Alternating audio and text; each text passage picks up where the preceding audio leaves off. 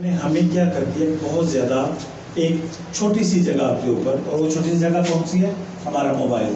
पहले हम कहते थे कि हमारे लैपटॉप में चीज़ें आ गई हैं, अब उससे भी कम जगह पे मोबाइल में सारा कुछ जो है वो आ गया।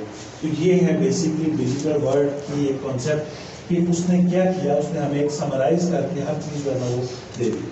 लेकिन काम होता कैसे है डिजिटल वर्ल्ड में आके, काम किस तरह से होता है, ये नेक्स्ट कीजिएगा।